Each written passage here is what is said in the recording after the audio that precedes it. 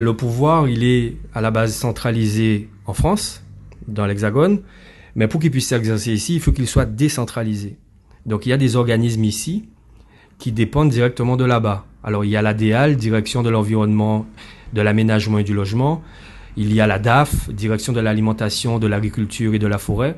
Il y a la DIECT, Direction des entreprises de la concurrence, de la consommation, du travail et de l'emploi en Guadeloupe.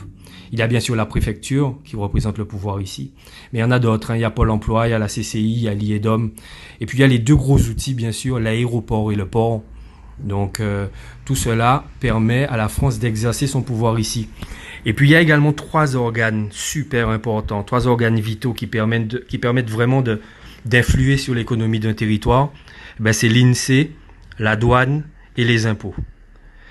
Alors, effectivement, tout cela représente la décentralisation du pouvoir en Guadeloupe. Mais est-ce que tous ces organes dont je viens de vous parler ont un quelconque rapport avec les hommes forts et les femmes fortes dont on parle? En fait, on réalise qu'il n'y a aucun lien. C'est-à-dire que le président de région n'est pas le supérieur hiérarchique des organes dont je viens de vous parler. Il n'a aucun pouvoir sur ces organismes.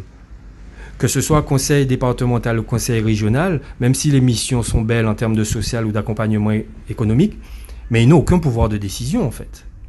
Quand on regarde bien, concrètement, sur le développement du pays, sur sa croissance, sur sa politique et sa stratégie économique, nous n'avons aucun impact en fait. Nous n'avons aucun pouvoir. C'est-à-dire que madame a été élue hier présidente du port, mais elle ne contrôle pas le port. Au quotidien, c'est le directeur du port qui dirige. Et puis le port appartient à l'État français. S'il y a une décision de draguer le port pour permettre à de gros bateaux de venir, c'est parce que l'État français l'a décidé. Il n'en fait pas part à nos hommes forts ou à nos femmes fortes. Ils décident de ce qu'ils veulent. L'aéroport appartient au port, à l'État, pardon. Donc si l'État décide de privatiser l'aéroport, si l'État décide de privatiser le port, nous n'aurons rien à dire.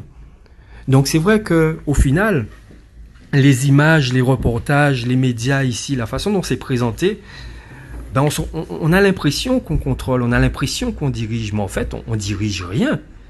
On contrôle rien en fait. On suit.